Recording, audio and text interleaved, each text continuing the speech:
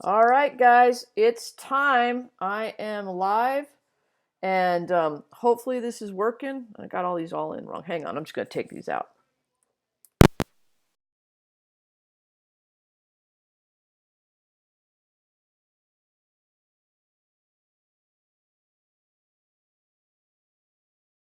Me and everything's working. Just go ahead and type something in the chat. Say hello, I'm here. I'm using my OBS tonight, so I'm not going through the usual YouTube live. This is just straight camera. So everyone, go ahead and give me something in the chat so I know that it's working. And let me close this.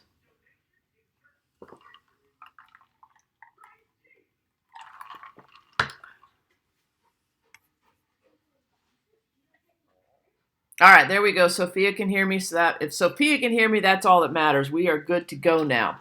All right. So, like I told you today, this is just going to be a basic question and answer type session.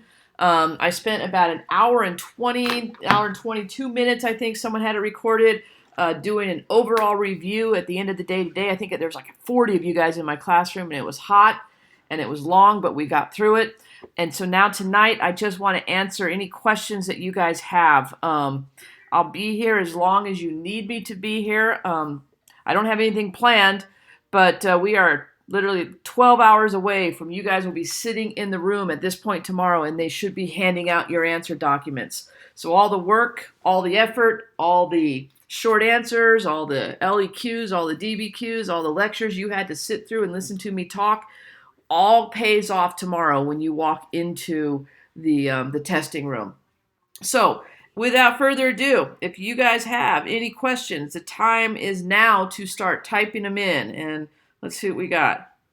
Oh, okay, that's not you guys. That's a message about free breakfast tomorrow, so that's good too.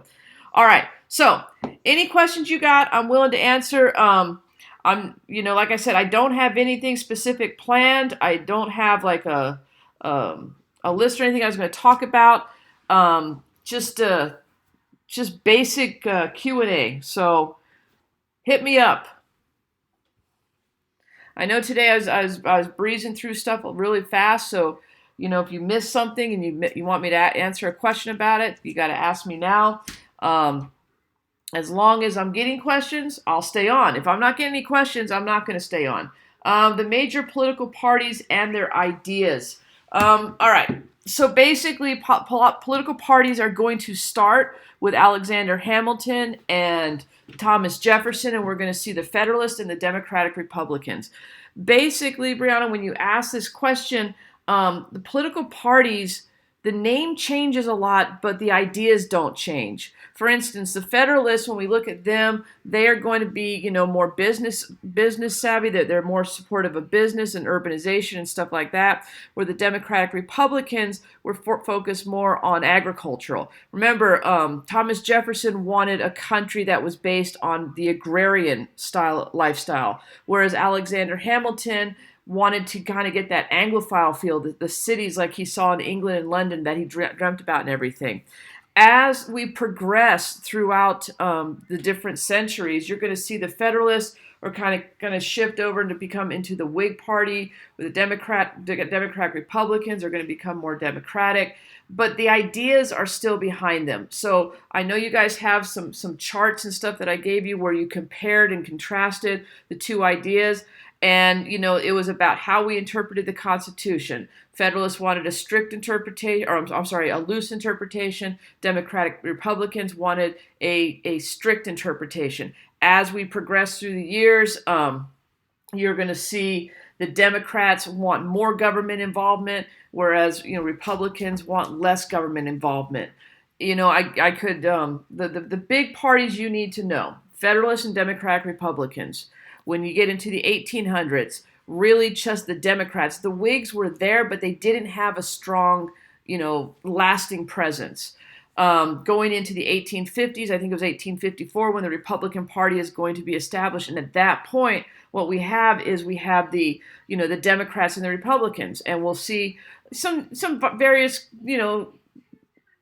semblance of those type of parties come out. The Bull Moose Party is going to be, Teddy Roosevelt. You're going to see the progressives come out and the populists come out. So those are the ones you really need to be familiar with. I don't know how far in depth, Brianna, you want me to go, but those are definitely the parties you need to know at this point. So if you have a question specifically about them, you can go ahead and shoot that at me. Otherwise, I'll look for other questions. So I don't know if that answered your question or not. It's going to take me a minute to get into the swing of things here. So I'll talk, while I'm waiting for another question, I will talk about the Populist Party, because that seems to be a question I get a lot. Explain the Populist Party, how they became the Progressive Party. And yeah, Ishan, I'll go over the first Red Scare right after I finish this. Populist Party is going to evolve in the late 1800s. It's going to evolve from the Farmers Alliance. And remember, the Farmers Alliance actually started as the Grange, which was a social group for the farmers, and then they're going to start, sharing ideas, sharing beliefs and stuff like that. That's going to evolve into the Farmers Alliance. Farmers Alliance is going to evolve into the Populist Party. The Populist Party, basically what you want to remember is they had some key goals for what they wanted the government to do. If you remember correctly, they met in Omaha, and they had the Omaha platform. They also called the Ocala platform. And they were looking for specific things that they didn't get at the time, but that will come later into our government. For instance, the direct election of U.S. senators, the I'm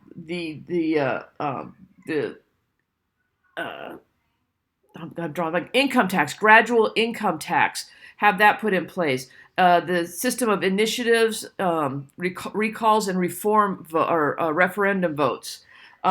They wanted the unlimited coinage of silver. They wanted public ownership of railroads and utilities, meaning that the government would control the railroads, the government would control the telegraph and the telephone. And the main reason for that was because the railroads were overcharging the farmers. So they thought the government came in, they could keep those prices down.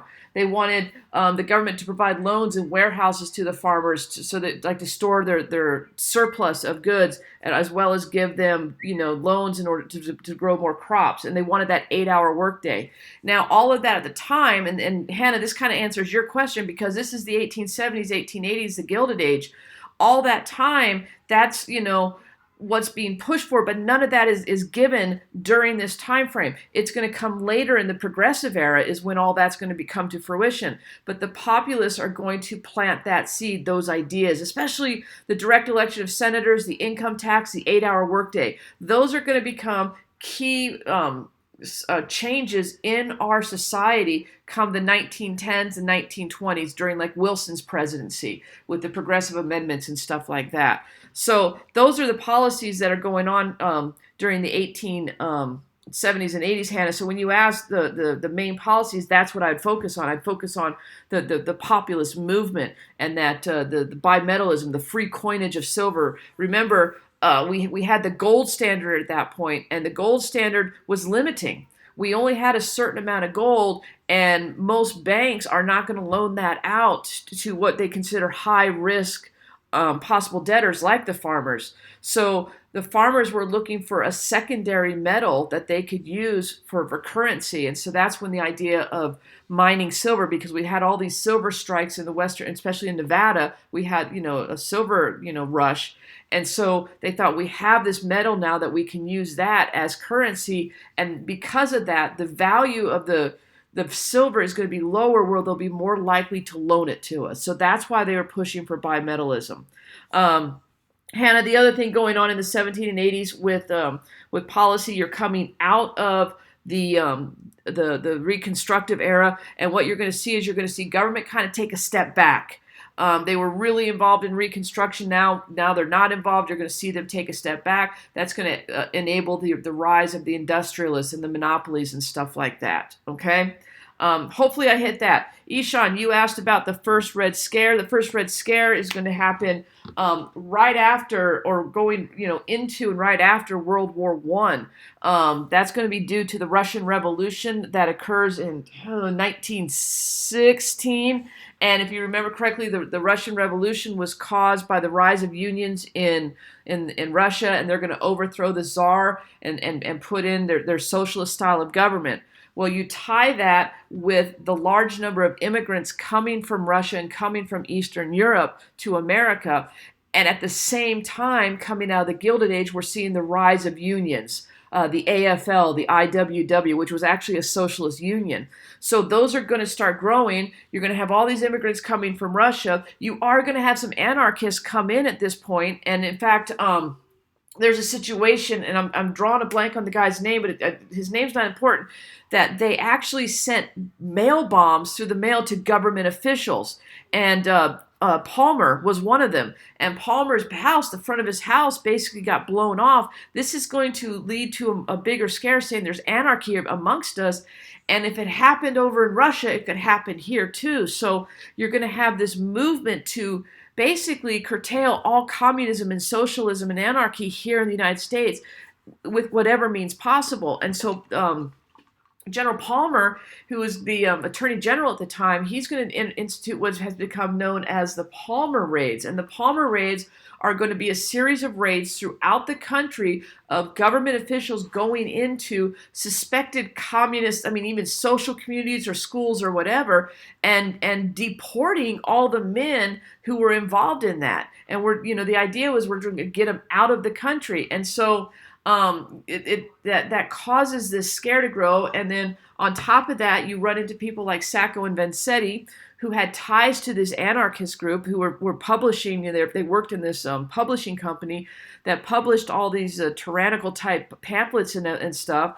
And so they're going to be accused of murder and put on trial. And really, their trial was pushed by the idea that these are anarchists, these are possible communists trying to overthrow our government. And so they're going to be railroaded in this trial, found guilty of murder, and then executed because of that. And all of this is because of this actual fear that the communist overthrow of the government in Russia, now the Soviet Union, is going to happen here. Okay, Sophia. Excuse me. The Tweed Ring, basically, Boss Tweed was a political leader in New York City. And what you had during Grant's presidency and going through the Gilded Age is we had what was called political machines in the cities. And the political parties controlled how the cities were run. And for example, with the Tweed Ring, basically what you're going to see is okay, now these questions are starting to come in fast. Wow. The Tweed Ring, you have Boss Tweed and the Democratic Party in New York City controlling the running of the city. And in doing so, they're putting people they want into different offices. And once they get those people in office, those people owe them favors. And so government contracts are going to go to different members of the Democratic Party. And, they'll get, even if they're not the lowest price, they'll get the contract. And then what's going to happen is it all is going to come to a head with the building of the courthouse in New York City, in which all these different subcontractors are just going to keep charging more and more and more for the building of this courthouse, where it ends up where it should have cost hundreds of thousands of dollars, costs millions of dollars, and it's all it's larceny. Basically, they're charging for things they're not getting paid for, and Boss Tweed was the center of that. And what that showed us was the corruption within the political parties. That the political parties had way too much power, and they were the ones who would pick who would run. They would almost pick who would win and stuff like that. So that's the kind of stuff that was going on during the Gilded Age. Okay, let me see what else did I get here. The difference between the treatment of Native Americans by different settlers. Vivian, the easiest thing to remember is the overall policy towards Native Americans during the growth of the United States is basically get out of my way.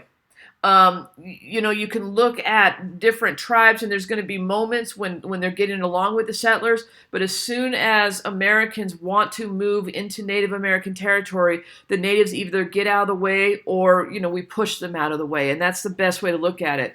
As we move west with Manifest Destiny, you can look at what happened to the American bison, the buffalo, and see that, we recognized and that the buffalo were not only in the way of our railroad, but they were also maintaining, the Native Americans. So as we destroy the buffalo, we're destroying the lifestyle of the Native Americans. And the main policy of the Native Americans: get out of my way, or assimilate to what I want you to do. So I don't know what specifically you're looking for, if there's a specific group, but if so, just let me know and I can hit on that.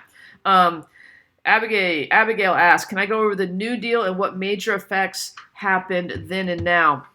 The New Deal, basically, that was FDR's plan to deal with the Depression at the time. If you remember correctly, Hoover, when the Depression hit, he basically said, rugged individualism. The government is not going to give direct handouts or anything like that. We're going to pull ourselves up by the bootstraps, and that's what we're going to do. Well, that wasn't working, and things were getting worse. So FDR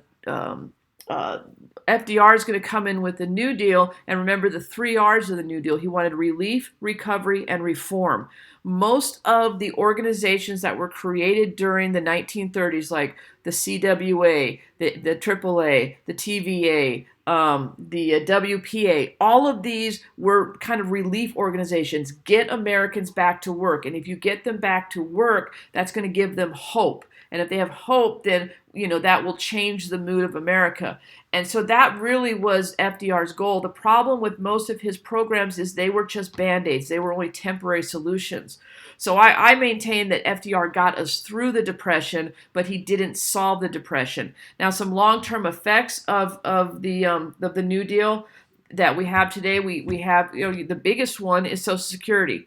FICA, that was created during the New Deal, and so that still exists today. The other major effect of the New Deal is our dependency on the government to get us out of problems when they exist. Prior to the Great Depression, you never saw government in daily life. I mean, if you saw government, you saw it in the form of a soldier standing in his uniform. After the New Deal, government became a key feature center of our lives, and we looked to the government to step in and provide solutions when there were problems. Whereas before, it was the individual. If we had a problem, we solved it on our own. Now we look to government to solve it. So that's the big idea behind the New Deal. Brinkmanship. Brinkmanship is the idea that I am going to push you to the brink of war. Now, Eisenhower during the 1950s, during the Cold War, was very good at, he and John Foster Dulles, his Secretary of State, very good at this policy of brinkmanship. When Eisenhower came into office, remember, he promised to get us out of the war in Korea. Truman wasn't able to do it. In fact, Truman went through a policy where he actually fired MacArthur, the commanding general, because MacArthur had told, kind of went to the press and said, Truman's not allowing me to do my job. So Truman fires him. Eisenhower comes in and says, I'm going to get us out of Korea, and he's going to use brinkmanship. He basically says, he goes over, takes control from the UN, puts his own plan in place, and lets the Chinese know that if they stay involved in the war in Korea, we will use nuclear weapons. And it's a threat, but the thing with brinkmanship is brinkmanship takes it beyond the threat, where they actually believe we're willing to do it. And I really believe that you have to really believe that you're going to do it. You have to be willing to cross that line if you're going to make that threat. And so that's what Eisenhower and Dulles were very good at. And they pushed us to that brink. And in the end, China is going to relent, and that's going to lead us to the armistice and the tie in the Korean War. So that's brinkmanship. Ramesh, hopefully that answers. Here, the 14 points. The 14 points is going to come from Woodrow Wilson when he goes over to Europe to negotiate the Treaty of Versailles following World War I. Wilson's 14 points was his plan to basically his plan to bring world peace. He looked at what happened, and if you look at the 14 points, they're broken down. I believe it's I want to say the first 5 points. I got it here. I'm going to look it up on my phone, so I'm going to cheat. I believe it's the first 5 points said, dealt with, what brought us into the war and to prevent the war from happening again. So let me see if I can find it here real quickly. Yeah, it's going to be this one. Here we go. Right? Come on. There it is. Okay, so points 1 through 5.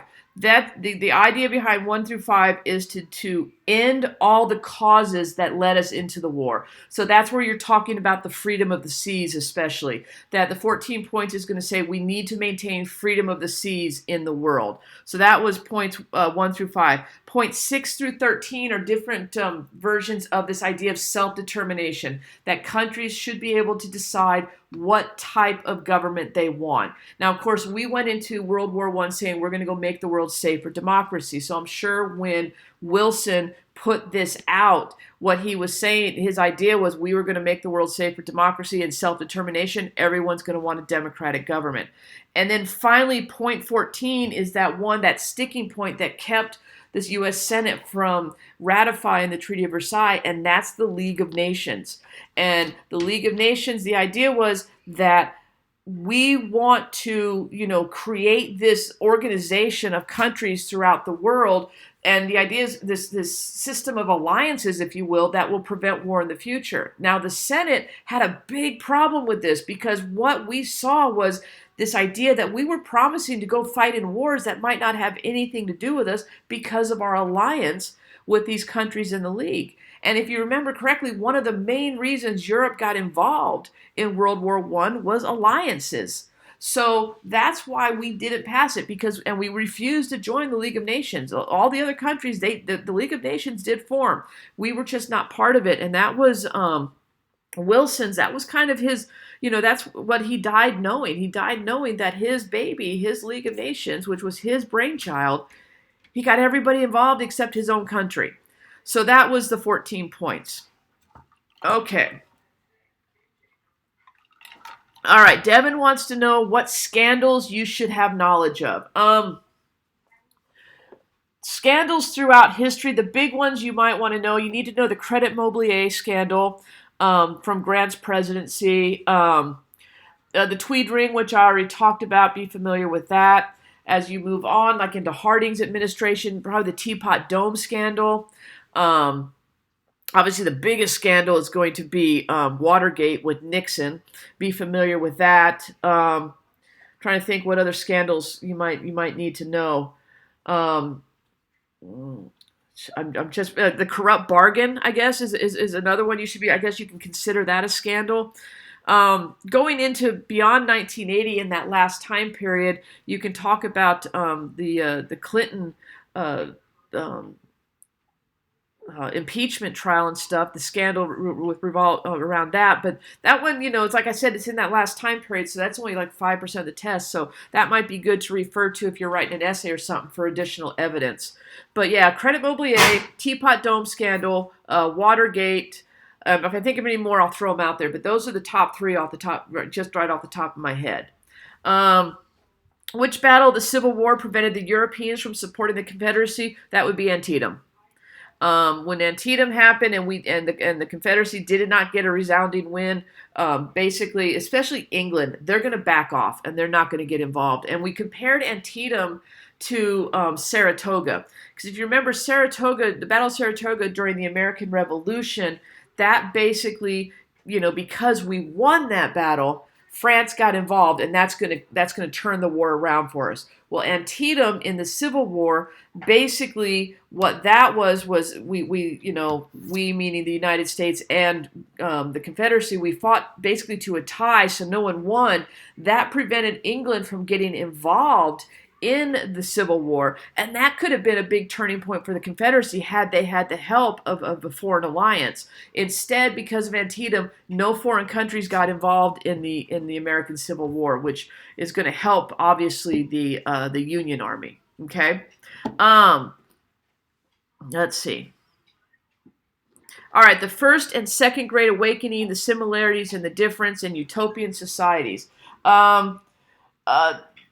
Kim, I saw your question. I'll get to that in just a minute. The first great, basically, you're talking 2 major religious movements in our country of basically 100 years apart. The First Great Awakening is going to happen in roughly around the 1720s, 1730s. The Second Great Awakening is going to happen, 1820s to 1830s. The First Great Awakening was about predestination and Calvinism. The Second Great Awakening is Arminianism and the idea that we can choose our salvation. We can choose that path.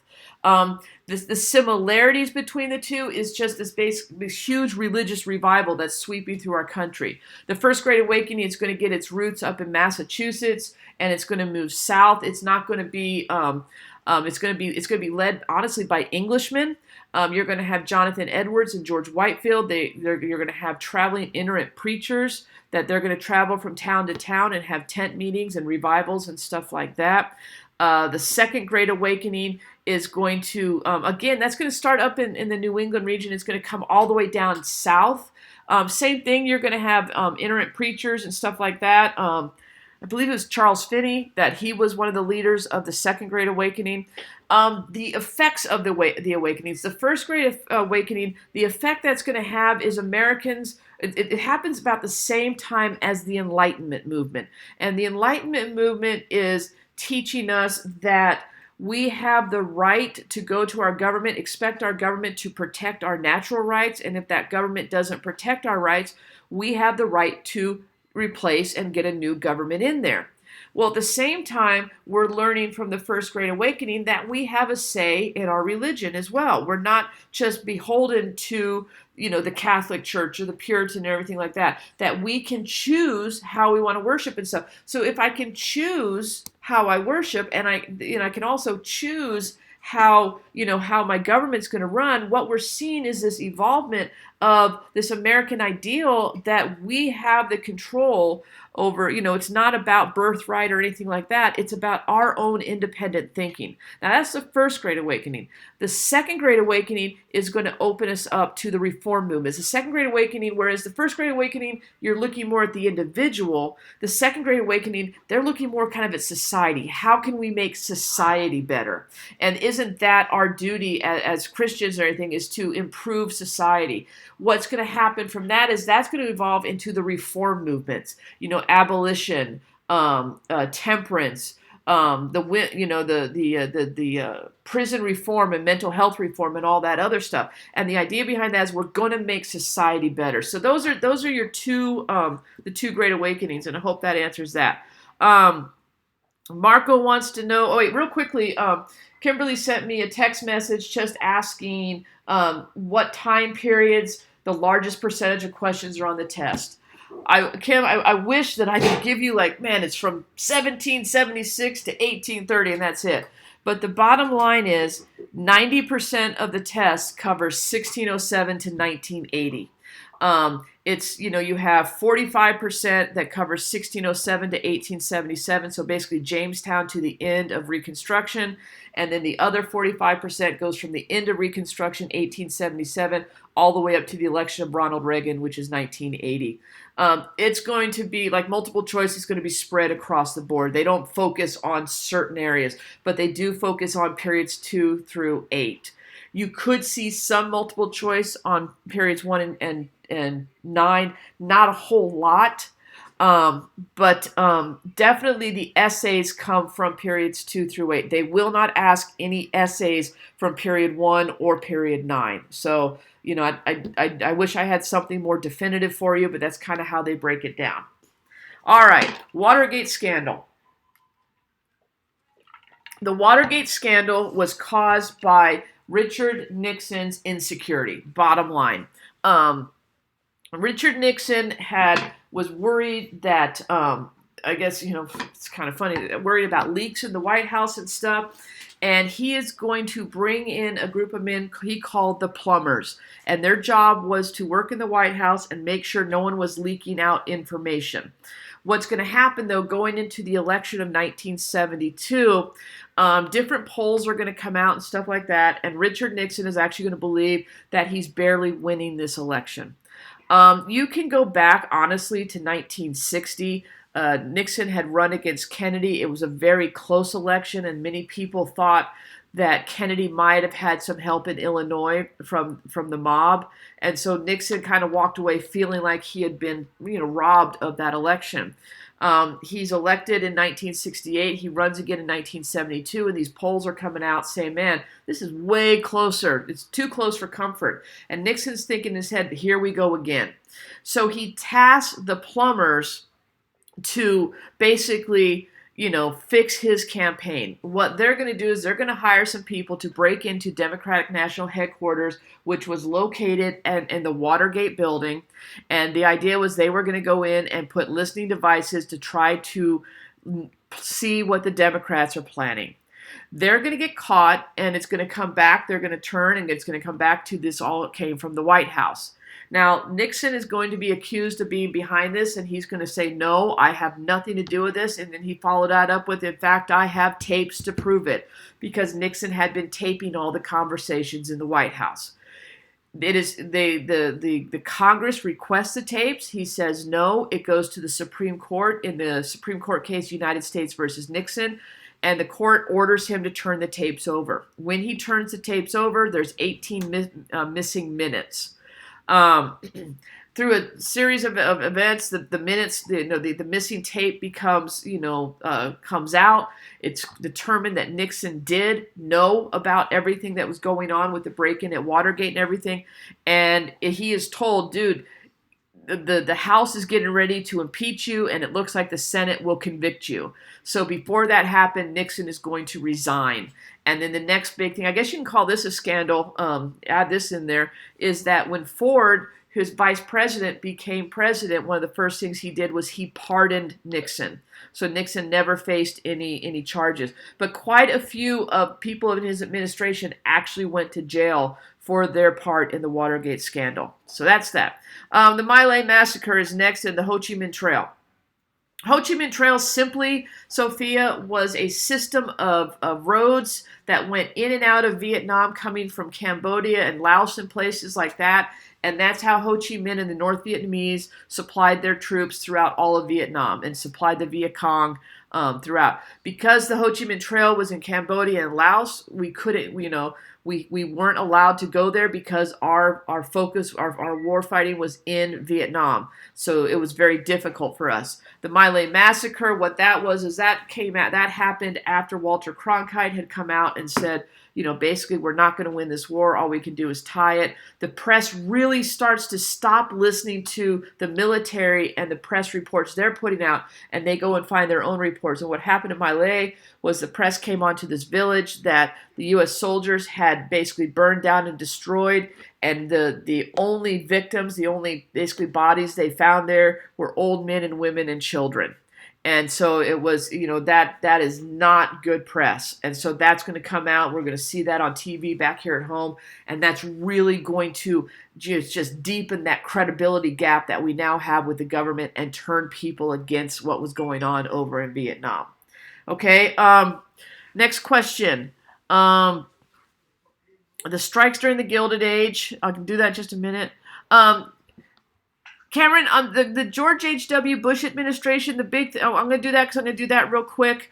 That was the Persian Gulf War, and that happened when Iraq invaded Kuwait with the UN. The UN's going to lead this coalition of forces into Kuwait to put down the Iraqi invasion. We're going to tell Saddam Hussein, get out. He refuses to get out, so the United States is going to lead this coalition under George H.W. Bush. We're going to go through 6 weeks of airstrikes and bomb the snot out of them, and then that's going to lead to the ground war, 100 hours under the ground war, and the Iraqis withdraw from Kuwait. We win the Persian Gulf War. Now that's great for Bush. He comes home, he's the big winner, and he's riding high on, all of, the victory. But then what happens is we go into a recession, and he had promised when he was elected president that he would have no new taxes. He said, read my lips, no new taxes. So what does he do? He has to raise taxes, and this is in 1990. Well, that's just going to make it very difficult for him to get reelected in the 1992 election. So that's basically the big ideas from the Bush administration, the H.W. Bush administration.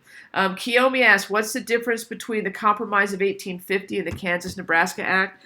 The Compromise of 1850 basically had 5 provisions. That was right after the Mexican-American War. We're trying to determine what to do with that Mexican ceded land. So through the Compromise, we allow California to come in as a free state. Texas, the federal government, we used to have a big antenna that came down the part of Texas. The federal government is going to basically purchase that land from Texas and pay off the Texas debt that they brought with them when they joined the Union.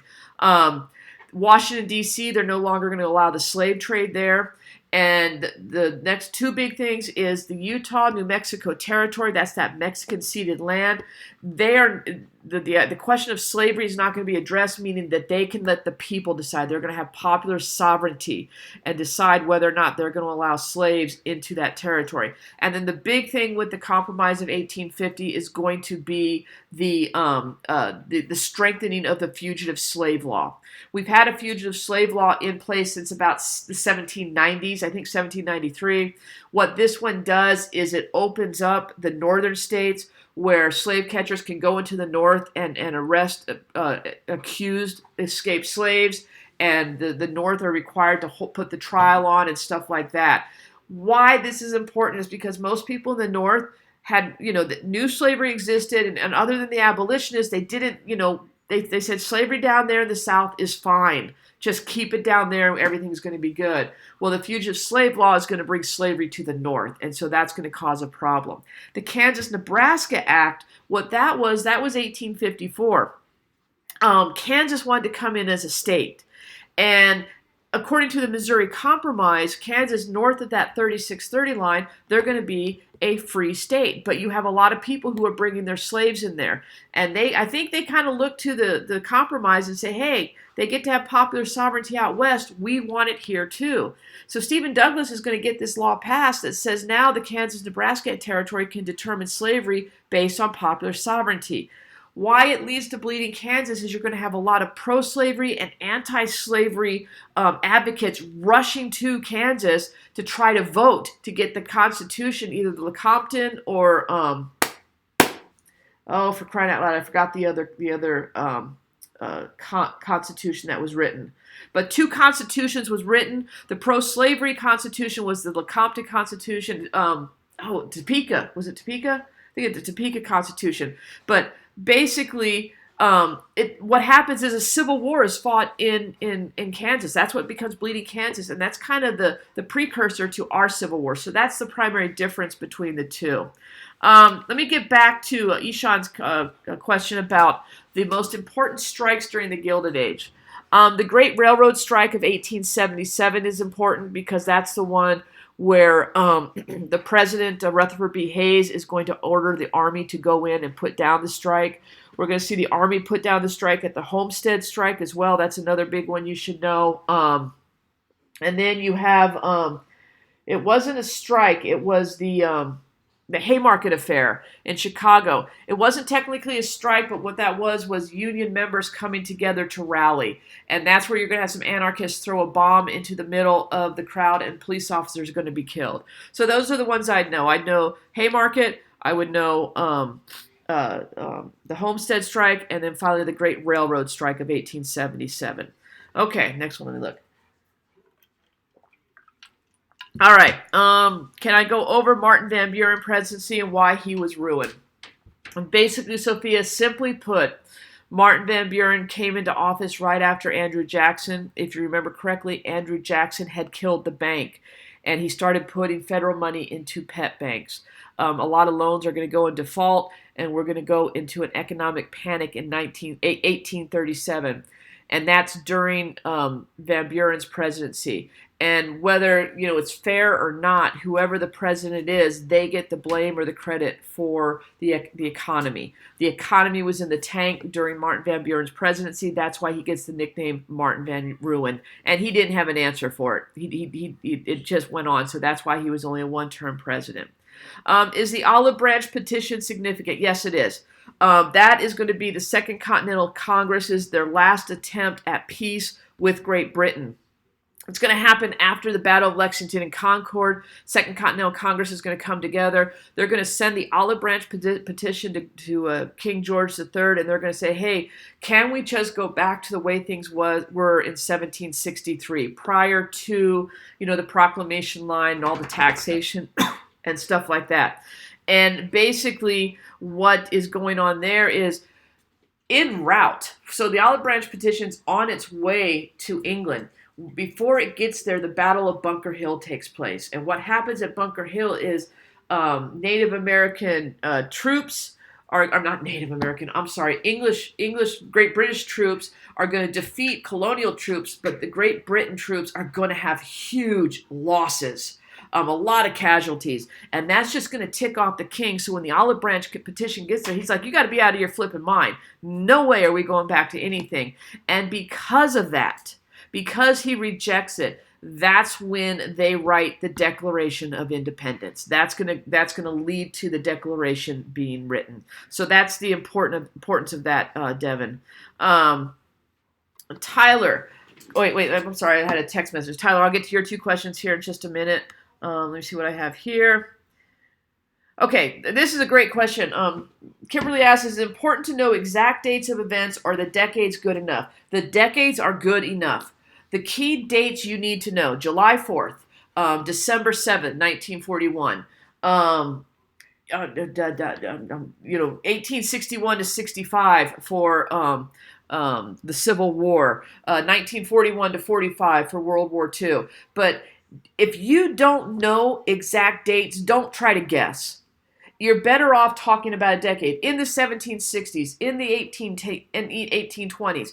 If you don't know the decade, give an era. In the early 1800s, in the late 1800s, in the mid 1800s. But I can't stress enough, if you don't know the exact date, don't be wrong. Don't guess wrong and try to guess it and try to show off how much you know, because most of the time, if you write the wrong date, it kind of sets the tone. So just talk in chunks of time. That's my personal advice to you. And that's how I would go. Okay, Tyler, can you discuss the causes and effects of the counterculture? Absolutely. Counterculture that occurred in the 1960s.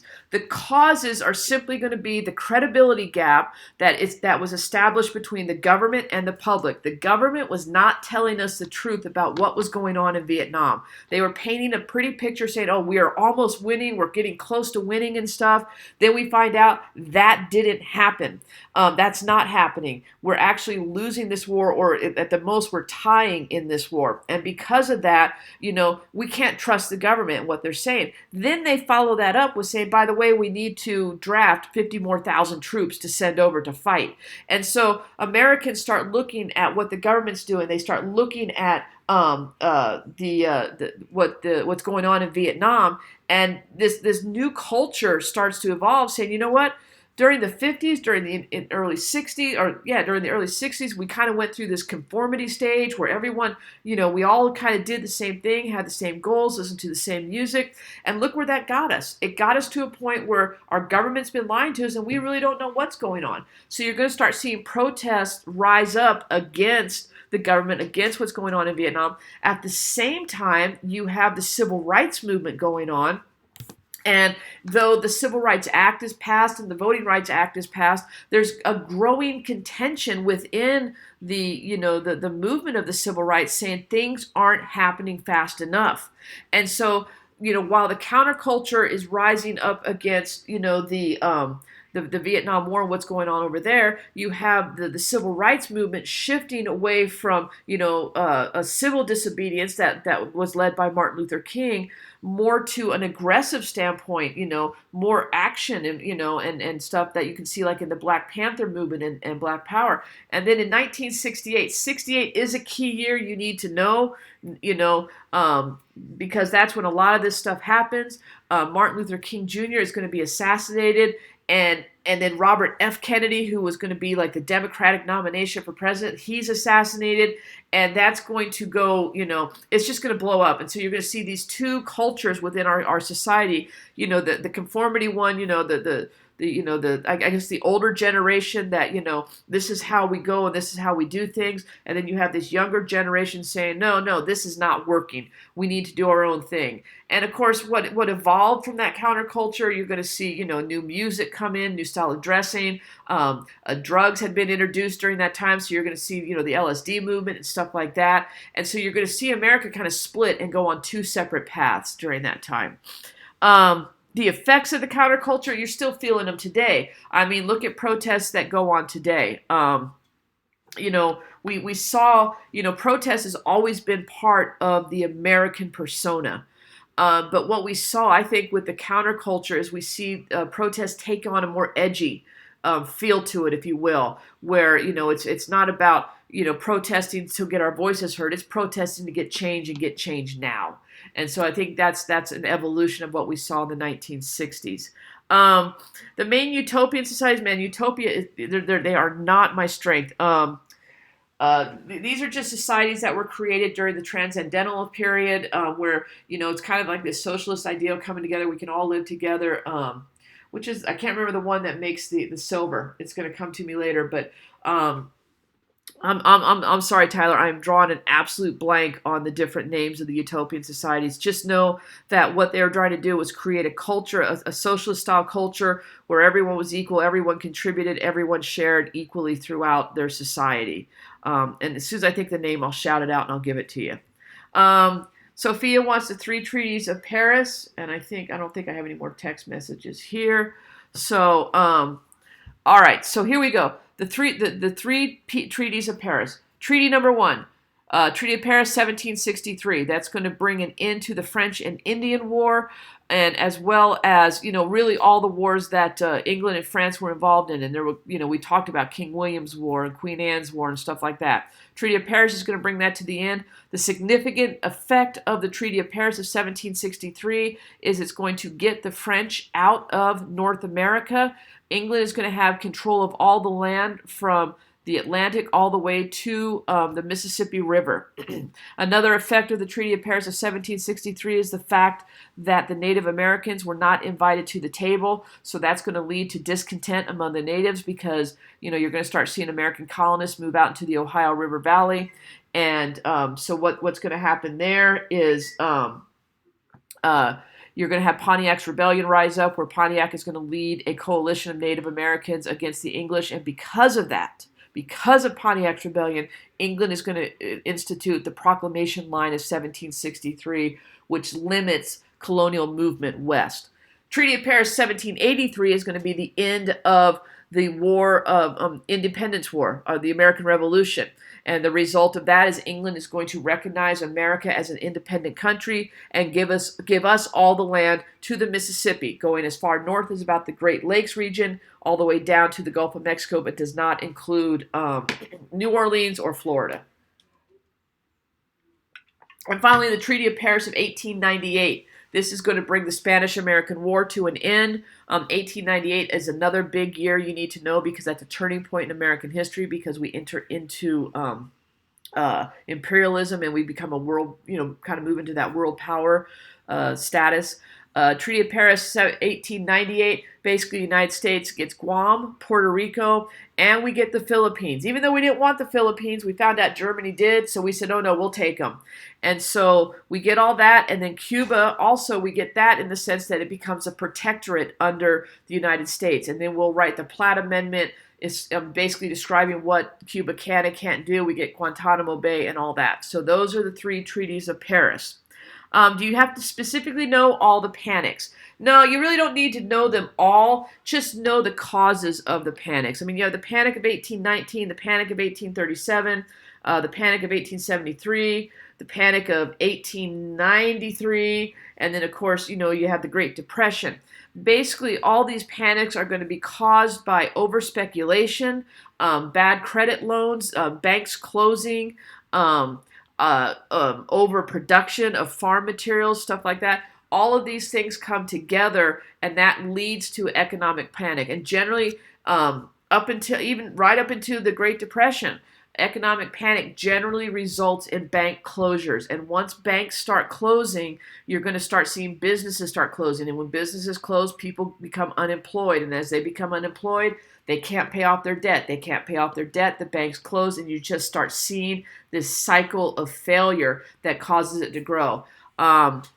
The banks closing, what we're going to find though, after or during the Great Depression, one thing, and this one goes back to an earlier question, one lasting effect of the New Deal is going to be FDIC, the Federal Deposit Insurance Corporation. And what that does is that protects our banks from closing on us now. The banks have to keep a certain amount of deposits in their system, and the government will insure our deposits. I think it's like up to $1 million or something now. So we don't have to worry if a bank closes, we're not going to lose all our money. So FDIC is a big effect of all of this. Okay. The Dawes Act and the Marshall Plan. Okay, Cam, the Dawes Act deals with, and I'm assuming you're thinking of the Dawes Act of 1887, and what that deals with is basically the Native Americans, where we're going to go in and take away the designated land we had given them and then return it to them as plots of lands, kind of like pieces of land like you saw in the Homestead Act or something like that. And we tell them if you farm it, if you build a permanent structure, after a certain amount of time, you can keep the land. And I think we told them like 20 years or something like that. The idea is we're trying to assimilate the Native Americans into American culture.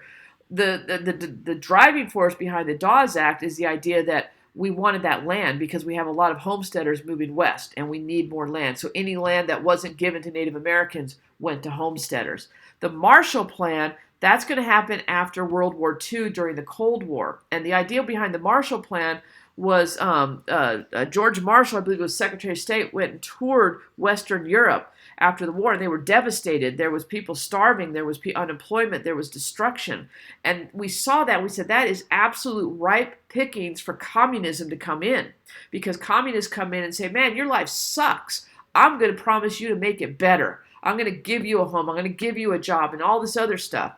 And so the Marshall Plan, the idea was we're going to send, was it $13 billion? I think that's the number in my head. We're going to send $13 billion over to Western Europe to help them rebuild. Because if they're rebuilding, then communism's not going to come in. And if they're rebuilding, that means they're going to start being able to make money, and we have our trading partners back. Remember, all foreign policy, if you think about foreign policy for any country, foreign policy is always decided in the self-interest of that country. We as Americans with the Marshall Plan are not just saying, hey, we're going to give you $13 billion because we're just good people.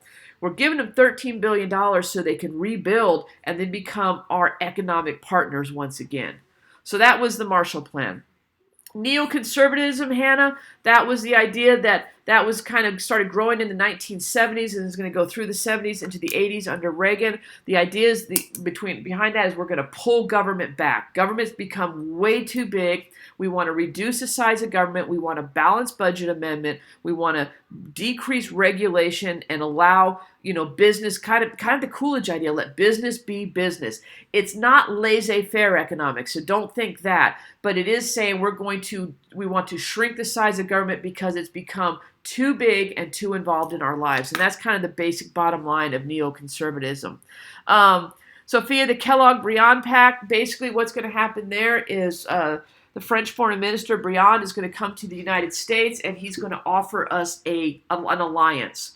And our Secretary of State, Kellogg, at the time, and who was the president? Coolidge. At the time, they don't want an alliance because remember, that's what got us into World War I. So what Kellogg tells Briand, listen, I'm not going to sign this treaty with you unless we invite all these other countries to sign it. And what the Kellogg-Briand Pact basically said is war is not going to be used as a foreign policy mechanism. We're not going to use war as a way to get problems solved. The problem with the Kellogg-Briand Pact is there's no enforcement. It's a paper tiger. It looks good on paper, but it has no power. It was just kind of a PR type situation. So that's what that was. Let's see. What rebellions, revolts should you know in depth? Bacon's Rebellion. That's going to be behind the indentured servants versus the frontier planters during the 1600s. That's going to bring an end to indentured servitude in the country, and it's going to increase the dependency on African slaves. Shays' Rebellion is going to show us that the Articles of Confederation are too weak and that we need to rework our government and restructure it. That's going to lead to the creation of the Constitution. And finally, the Whiskey Rebellion. That's going to happen, and it's going to show us that the Constitution is indeed strong because Washington is able to call up an army, take the army into Western Pennsylvania, and put down the rebellion. So those are the 3 rebellions you definitely need to know. Okay, couple tweet or text messages. Let me see what I got. A bunch of them here. All right. What major events in Polk's presidency should we know? Manifest Destiny. Period. He signed the treaty with Great Britain to get Oregon up to the 49th parallel. The Mexican-American War was fought, and the Treaty of Guadalupe Hidalgo, the greatest treaty in the world, is going to be signed, and we get the Mexican ceded land. And so Polk is successful in completing Manifest Destiny through negotiation and through war. I mean, bottom line, that's what you need to know about Polk. Next one. Can you go over who were the major players in the civil rights movement and what's important to know about each one? These are big, broad questions. Major players, civil rights. Well, Martin Luther King Jr., Malcolm X. No, Martin Luther King was all about civil disobedience. You know, if a law is unjust, you should break that law, but you should be willing to pay the price. And that's why during the civil rights movement, getting arrested was almost a badge of honor because you were fighting the law in the best way possible. Rosa Parks is going to be selected by the NAACP, and she will be the face of the Montgomery bus boycott. So you need to know her. Medgar Evers is going to be, he's going to start SNCC, the Student Nonviolent Civil Rights Council, I believe that's what it stands for. You need to know him. Thurgood Marshall, you might want to know him. He's going to be the lawyer that tries Brown v. Board of Education. That's a good one to know.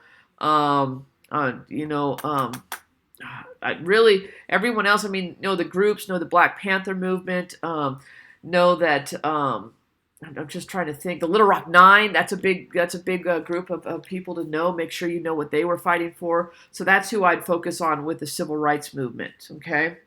The importance of artists and authors during the Great Depression. Well, you think of the woman who did the photographs of, I'm drawing a blank on her name, I'm sorry. She took the picture of the woman farmer during the Dust Bowl. I think what you see with the artists and authors of during the Great Depression is they're either depicting what's actually happening within the Depression, so they kind of fall along that line of muckrakers, although we're not really hiding what's going on, but they do capture the time and the struggles, or they're putting out, an escape, from the Depression, whether it's a book or at that point you also had the motion pictures were coming out and stuff, and that was an escape from the challenges and the sadness of the Depression and stuff like that. So that's the importance. I mean, it's I don't think we're going to get real in depth into that right there, Mahir. But they're, like I said, either to chronicle what's going on or to escape. Now, the one group of authors during the Depression you might want to know are the ones that work for the Work Progress Administration. Those are the ones that, I don't know if maybe that's who you're talking about, that the government hired, who are going to go out and, paint murals or interview former slaves and stuff like that to document everything going on, but at the same time be given a job. So again, a temporary job, but a job nonetheless. So you might want to be familiar with that one too. Okay. All right. Back to these over here. Neoka did that one. Did that one. Do you have to know all the president's foreign policies or only for certain presidents? I would definitely know the foreign policies of the progressive era presidents. So you have TR with the big stick diplomacy, you have Taft with dollar diplomacy, and you have Wilson with moral diplomacy. Yeah, I mean, you can go back to the 1800s is real easy because basically isolationism was our diplomacy because, George Washington said to stay out of foreign affairs. So neutrality, keep that going. You'll see Monroe with the Monroe Doctrine. He is going to issue a foreign policy that says we're going to protect the Western Hemisphere and stop colonization. And in doing so, we're not going to get involved in any European conflicts. Like I said, as you get into the 20th century, coming in past imperialism, the progressive era presidents, going into the 1920s, we kind of go back into this idea of isolation and neutrality. Non-intervention, I think, is a better description for foreign policy during the 1920s going into the 1930s. Now, that's going to evolve in the 1930s once World War II starts, and we're going to we're going to have our neutrality acts, but then we'll get into the Lend-Lease where we're, sending aid, but we're not getting involved. And then we do get involved in the war. The Roosevelt corollary, keep that in mind, to the Monroe Doctrine. And then once we come out of World War II, we're going to have the Truman Doctrine, the foreign policy of containment of communism. That'll take us into the 50s with Eisenhower and Eisenhower Doctrine, which says that we're going to send financial and military aid to the Middle East to prevent the spread of communism. That'll take us into the 60s, where the Gulf of Tonkin is going to be put in place, and we are going to have boots on the ground in Vietnam. The next major doctrine after the Eisenhower Doctrine, you're going to have the big one you need to know is probably the Reagan Doctrine. The Reagan Doctrine is going to say, hey, we're going to still fight communism during this Cold War, but we're not going to use our own troops. We're going to fight kind of proxy wars during this time, which is similar to kind of what Truman did at the beginning with Korea, and then kind of, kind of more along those lines. Bush Doctrine, that's going to happen following the 9/11 attacks, where Bush says we're going to take the fight to the terrorists. We're going to stop them before they can come and get us. So those are kind of the foreign policies you need to know. Those were the ones I would focus on. Went through them really quick, but that's pretty much what I'm going to talk about, or what I would recommend. We're both the Korean and Vietnam Wars fought for the same reason. Yeah, communism. Yeah, to stop the spread of communism. Korea, you had both North Korea and North Vietnam. You had communism rule in those areas, and they wanted to spread into the southern part of the country. And we're going to go and try to fight to stop the spread that. It like Korea was a UN war. The UN put that together. Vietnam, this was kind of, I guess, falling under the Eisenhower Doctrine and everything like that, where we sent troops in that way. So yeah, pretty much the same reason. Okay, all right.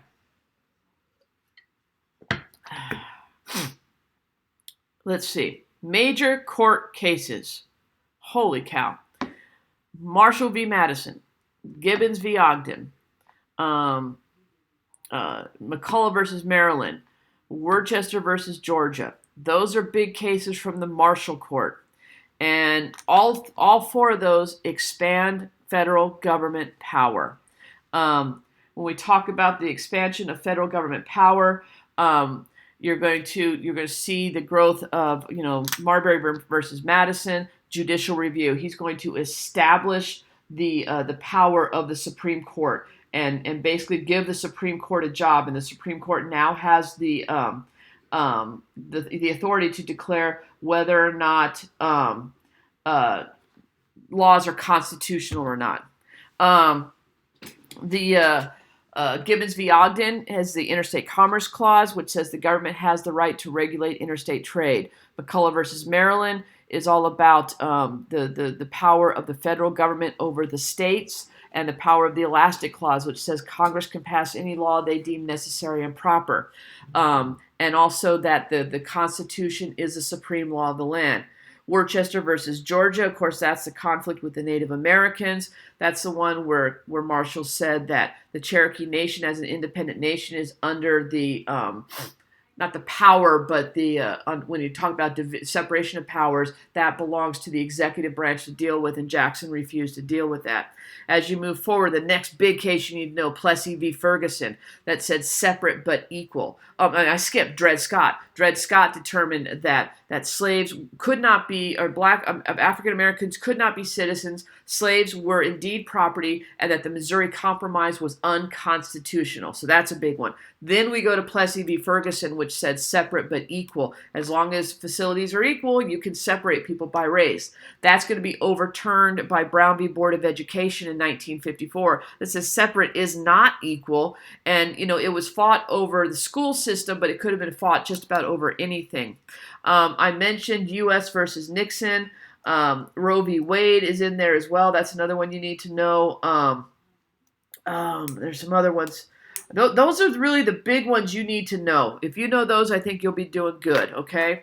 Can I go over the U-2 incident? The U-2 incident, that was during the Cold War, and basically what happened is that we were spying. We were spying on the Soviet Union, and we got caught. They're going to shoot down our plane. Now, we had gone to, I believe it was Brezhnev at the time, and we had I think it was Brezhnev, and we had Eisenhower had asked for what was called the open skies policy, which said that the Soviets could fly over our airspace and we could fly over their airspace. And the idea was, kind of build this little system of trust, saying, hey, you can fly over anytime you want and see what you want. Well, they're going to reject that. And then the U-2 is going to be shot down. And there's going to be this big public trial of the pilot who was on that trial. And so it's very embarrassing for the United States because we just got caught doing what we said we weren't going to do. Okay, so that was that. The 10-point plan, Sophia, I'm not going to go into too much depth about that. That has to do with the Black Panthers and what they believed was their Bill of Rights and what they should be able to, the guidelines for what was going to be their party. If you just know that, I think you can be fine. The Freedom Riders, these were a group of people that went, they rode buses with the purpose of going down south to bring attention and knowledge about the segregation of buses. And what's going to happen is they go through the South, they're going to be met by mobs, fire bombers and stuff like that. And basically it's just another form of civil disobedience, drawing attention to the segregation policies of the South, drawing attention to the mistreatment of African Americans in our country. NATO, this is a lot. NATO is going to be formed at the beginning of the Cold War. It's an alliance between Western European countries and the United States, all with the same goal of protecting the world against the spread of communism. As a response to NATO, the Soviet Union is going to form the Warsaw Pact, and that's going to be contain all the countries in the Eastern Bloc that the Soviets occupied following World War II. So you're going to have, that's going to be the two major groups or alliances during the Cold War, NATO and the North Atlantic Treaty Organization and the Warsaw Pact. Okay. The SALT treaties, SALT I was negotiated by Nixon and the Soviet Union, and basically what we said was we were going to reduce the amount of nuclear weapons that we had. We didn't say we're going to get rid of them, we're just going to reduce the production. And the idea was, this mutually assured destruction, we're going to use that as motivation to stop producing as many nuclear weapons as we had been. SALT II is going to be negotiated by Carter. That's not going to go anywhere. I'd focus more on the SALT I treaty. What are you going to have to know about the National Bank and the policies of the National Bank? Well, the first National Bank, that's the one that was created by Alexander Hamilton with his financial plan. And what the whole purpose of that National Bank was going to be assume all the state debts under one umbrella of the federal government and then pay those back. The idea was money would flow into the national bank and then flow out in the form of loans, and that's going to stabilize the economy for the United States. When the compromise was set up to create the national bank with Thomas Jefferson and the Democratic Republicans, it was set up on a 20-year term. After that 20 years, Madison is actually is it Madison? Said 93. Yeah, Madison is actually it's going to be renewed initially for another 20 years, and that becomes the second national bank. That is going to be, or I'm sorry, it wasn't renewed. I'm sorry, if the first one was allowed to expire, and then under the American system, the second national bank was started with another 20-year term. That's the one that's going to be vetoed by Andrew Jackson. The whole purpose of the National Bank, Desiree, is to create a solid economic foundation for the country, a place where a bank that controls the currency in the United States, a bank that controls, the gold supply, all that other stuff. So that was the whole purpose of that, okay? Should we know the Schenck court case and the one basically justified? Yeah. Okay. Schenck was U.S. or was it U.S. versus Schenck? That's the one that after Wilson passed the Sedition Acts during World War One, Schenck is going to basically sue, saying freedom of speech has been taken away. He's going to be ruled against Schenck, and the whole idea behind that, Devin, is the idea that during war the executive power increases, and so that's what the federal government said, or the Supreme Court said, is that the president and the government had every right to pass the Sedition Acts to prevent damage to the United States should different secrets or anything get out. The other one, Korematsu versus the United States. Be familiar with that one too. Absolutely, those are two cases. Yeah, I did not list those, but be familiar with those. I wouldn't rank them in like the top tier, but they're definitely the second tier of SCOTUS cases you need to know. All right.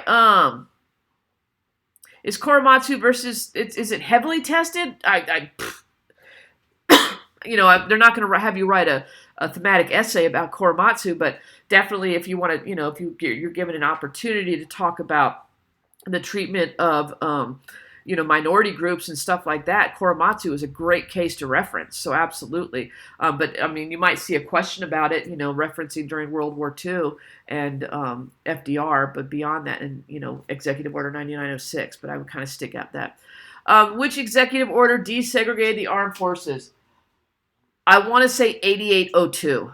I honestly, I don't know off the top of my head. I want to say 8802. You might want to double check that. I don't want to have, I can look it up here in just a minute if you want to. Right, you can Google it for me and confirm if I'm right or wrong. What are the main things you need to know about Native Americans?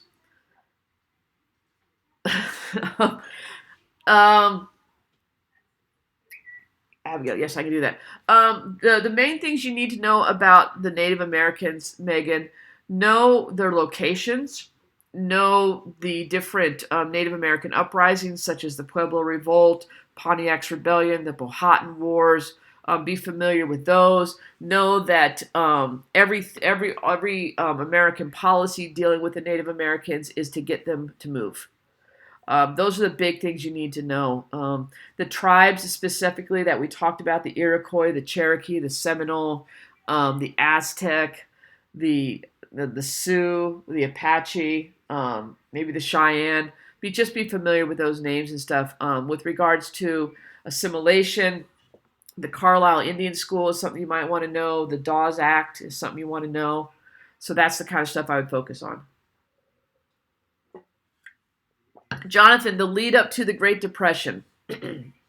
Yeah, basically 1920s, what we're going to see happening. We're coming out of the war, and spending is on the rise. American is in massive production mode, and what you're going to see happening is stocks are going to start climbing. And not to get too deep into the weeds of the explanation, basically what you start seeing happening is people start taking out loans.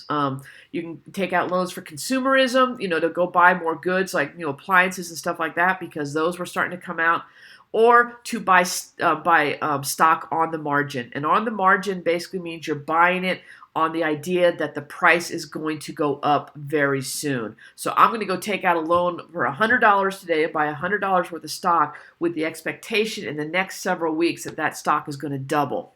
That will allow me to take out, and these were often high interest loans, and I can take out that loan, and then as soon as my stock comes in, I can sell it, pay off the loan, and go buy more stock.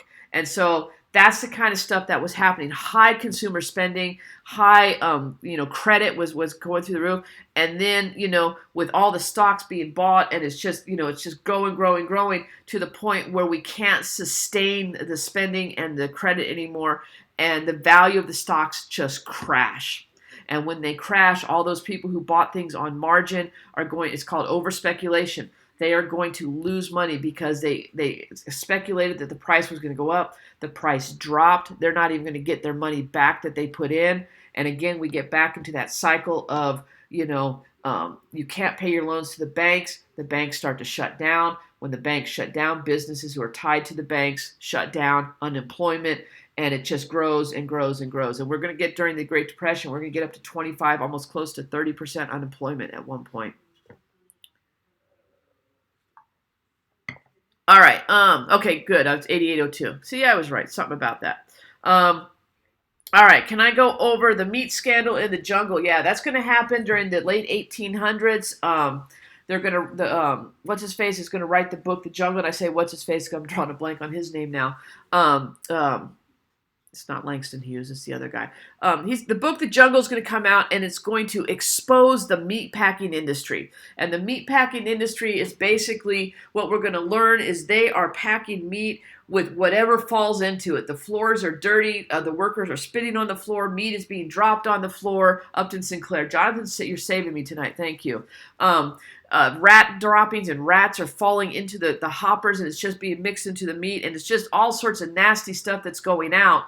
And that's going to lead to, Upton Sinclair's book, The Jungle, and people are going to start reading that and realize, oh my gosh, that's probably why a lot of us are getting sick. In fact, there was a whole unit of soldiers during the Spanish-American War who got sick from the meat that came from America that had spoiled. It had gotten old and had been recycled and sent out to the soldiers. So that's going to, lead to the passage of the Food and Drug Act under Teddy Roosevelt that basically says we got to have some sort of, regulation for the meats and everything that are being created and the drugs and everything. We got to protect the consumer. That was part of Teddy Roosevelt's square deal that, one of the three C's was consumerism. We have to protect the consumer. And so the jungle is going to expose that to us so we know that we have to fix it. Okay? Henry Cabot Lodge. Henry Cabot Lodge basically was a senator during was he a senator or basically he was in Congress. He went head to head with Woodrow Wilson. He is going to he tries and does block the Treaty of Versailles.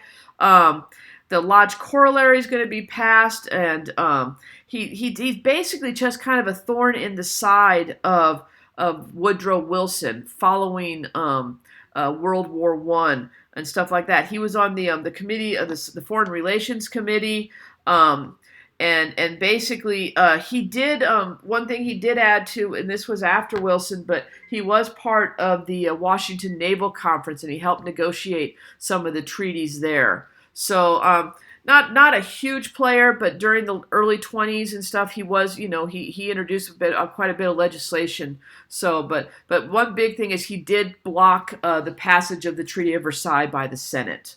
Okay.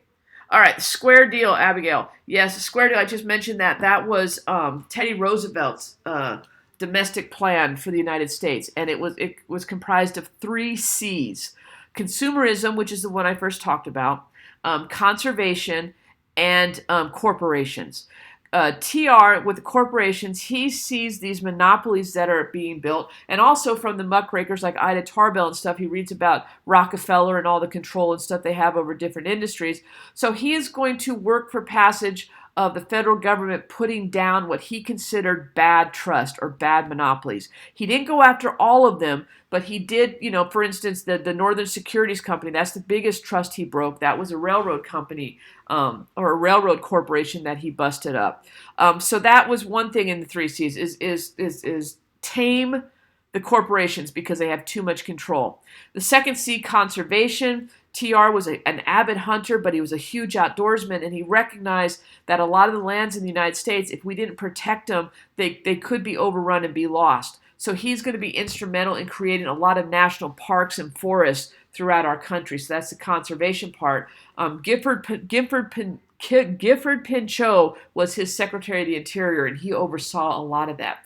And finally, the last C, which is the one I just talked about, was consumerism, and that's going to be to protect the consumer from bad meat, from bad drugs, from being, from what's evolved in today, that we're protected from dangerous toys and stuff like that. That all started with TR during the Square Deal. All right. Specific military details.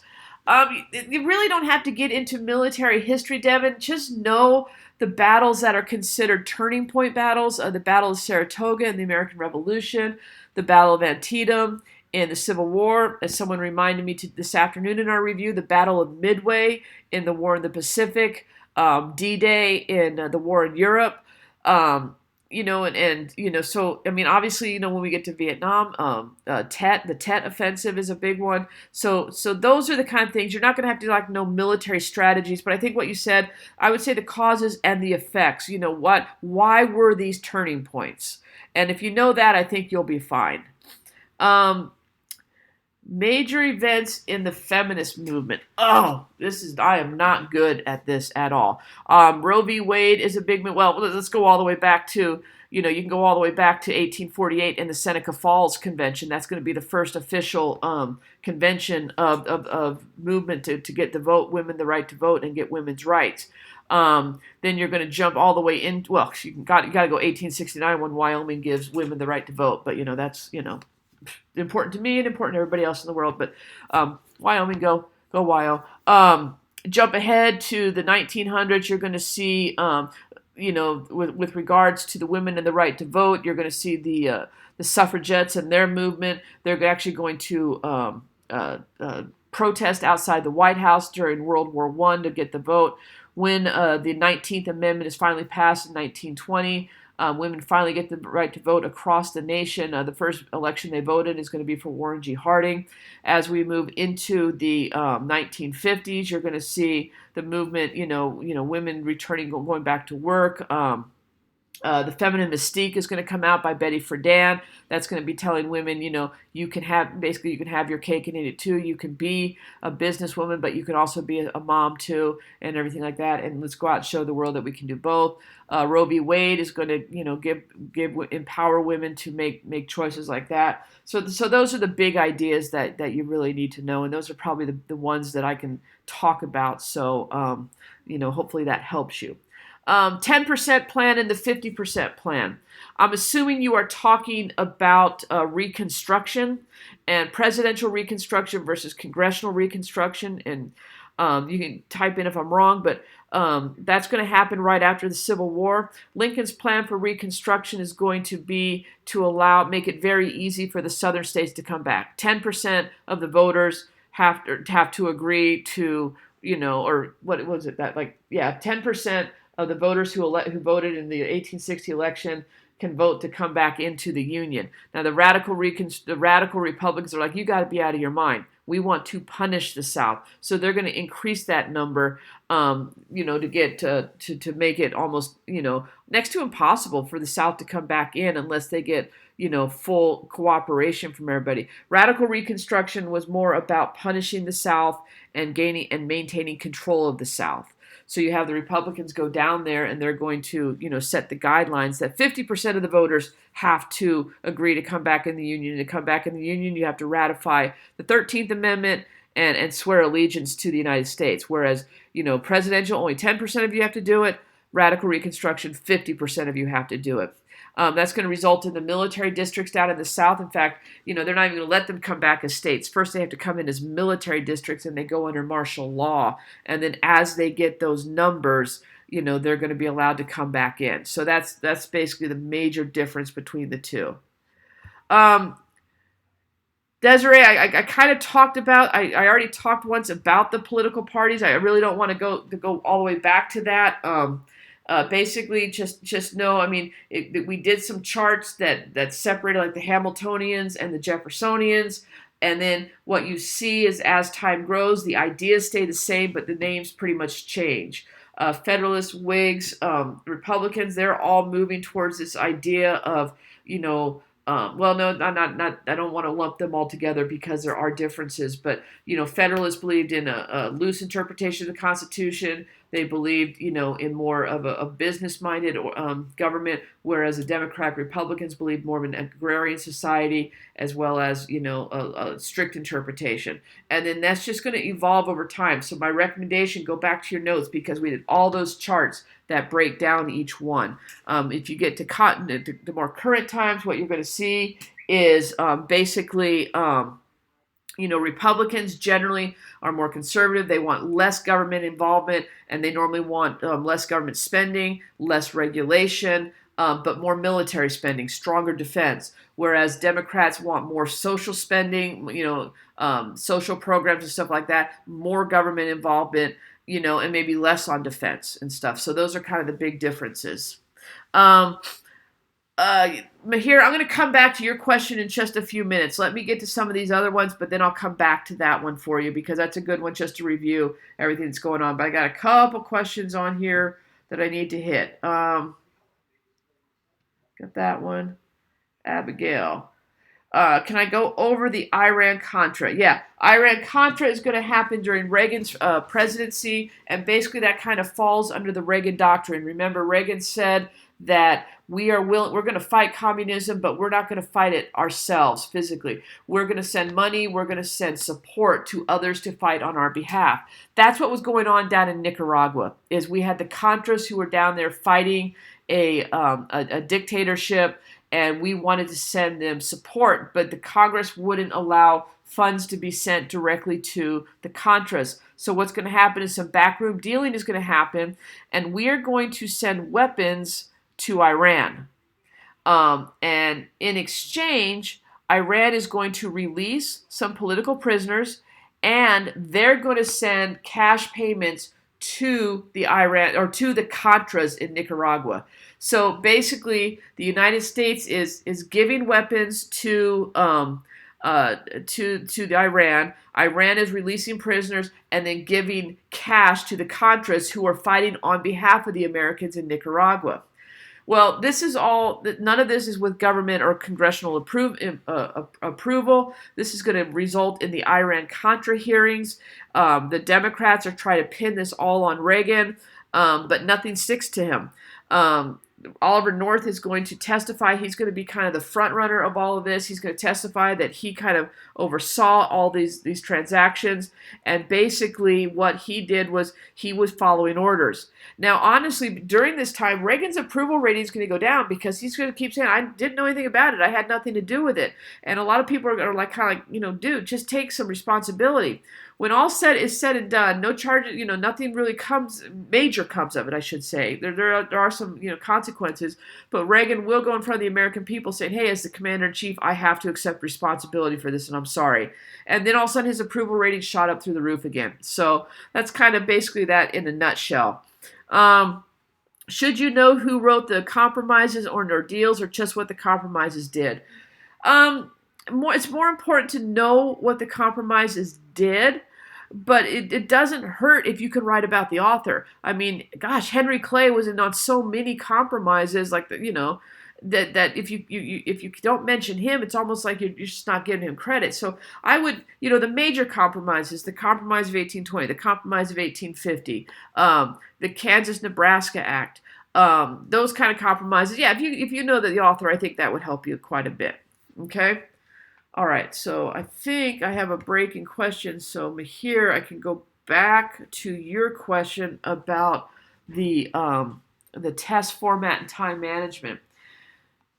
The test is divided into two sections. You're going to have the multiple choice and the short answer, and then you're going to have the essays, the LEQ and the DBQ. The multiple choice, you're going to have 55 questions, 55 minutes to do it. The short answer, you're going to have, I think it's like 12 minutes per question that you have to answer. There is a way I would do this. Basically, when I do the short answer, you're going to at least get one that is, and I wish I had it in front of me, I could give you exactly what it was, but one that's going to be based on a reading. It might be two based on readings. I would skip those, go to the last short answer first, do that one, and then come back to the reading ones and do it that way. As far as time management with the multiple choice, you're averaging about one question per minute. Now, if you are in my class, you will have no problem timing with the multiple choice because none of you guys ever had problems getting the multiple choice done on time. All right, you were always kind of right where you needed to be. On top of that, the prompts we had in our test were a little bit longer probably than what you're going to see on the exam tomorrow. So just plug through the multiple choice. Don't get uptight about the time. Remember, you only get graded for what you answer and what you get right. You don't get points knocked off for what you get wrong. So focus on what needs to get done, and I'm really confident that you will be able to accomplish that. The SAQs, it's just, again, you guys did fine on that. If you figure you have 10 to 12 minutes per SAQ, you're going to do fine. That's a long time. It's longer than you actually realize. So again, you did these in class all the time. Now with the DBQ and LEQ, I told my class, and I'll tell everybody who's not in my class that's listening, you need to plan the LEQ first. So when you open it up, plan the LEQ. Look, figure out the time period you're going to write about, figure out basically what you're going to say, and get at least 2 pieces of evidence that you know you can write about. Once you do that, go to the DBQ and start planning that and writing that. The DBQ is going to take you longer than the LEQ, and you need to spend more time on the DBQ because it's worth more points. It's like the DBQ is 40% of your grade. So my advice, plan your LEQ. Maybe take not more than 5 to 8 minutes planning the LEQ. You should be able to plan it very quickly. And then go into the DBQ. Go through the documents. Analyze the documents quickly. Assign the HIP statements to what you're going to write about in each document. Underline those topics that you're going to discuss. Remember, do not use any quotes when you write. Just tell the reader what the document says, what the purpose, the point of view, and everything, and how that ties to the thesis. Why is this document included in these 7 documents in order, to prove for your thesis? So that's what I would do. I would say 15 minutes to get through the documents. So if you spend 5 minutes planning your LEQ, 5 to 10 on your LEQ, 15 minutes on planning your DBQ, analyzing the documents. That's about half an hour. You will still have, what is that? You'll still have 70 minutes left to do your writing. They recommend, what they say, like an hour on the DBQ and 40 minutes on the LEQ. If you need to spend longer on the DBQ, do it. If you only have 15 or 20 minutes to write the LEQ, yeah, you're going to be in a rush. It's going to be a choice. But if you've already got it planned, it's going to be much easier to jump in and start the writing, okay? So plan the LEQ first, and then go and do your DBQ, and then come back to the LEQ. Does that make sense for everybody? Okay. What else? Is there any other questions? Because questions just kind of stopped, which is fine because I don't know. I'm running out of information. What haven't we talked about that I absolutely need to talk about with you guys? Nothing. Okay, here is my advice for tonight. And if someone comes in with a question, that's fine. I'll answer it. Here's my advice for tonight. Maybe study for another hour. Don't get into cramming. You've been working on this all year long. So, is there anything you think we missed that we need to know?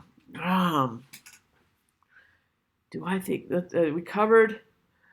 We didn't talk a lot about we didn't talk anything about the colonial regions. I would just brush up on the colonial regions.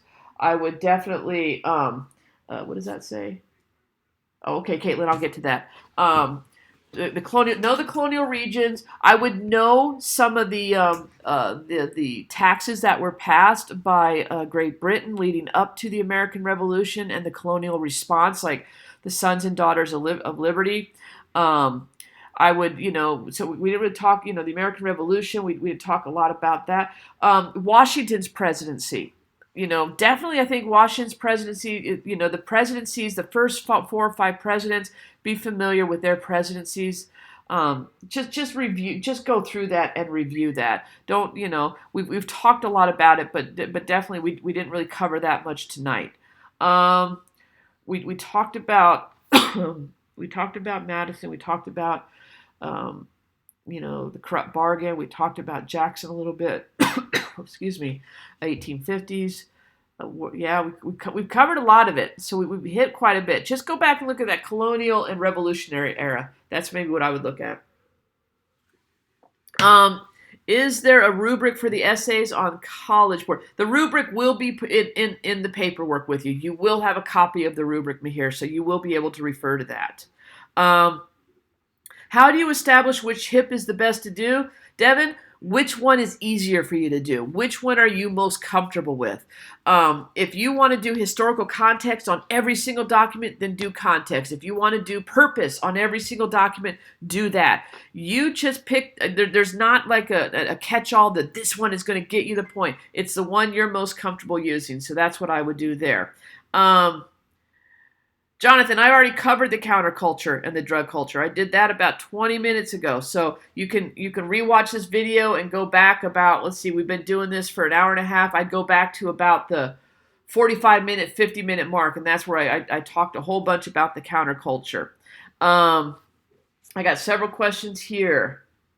What we got? The Patriot Act. You know what, Caitlin? I just got that. I missed that today in class when I was doing the review. The Patriot Act was the United States response to the 9/11 attacks, and what that basically did was it gave the government surveillance power, where they can start tapping into our phones or our listening devices or our emails and stuff if they believe that there's some sort of terrorist activity going on.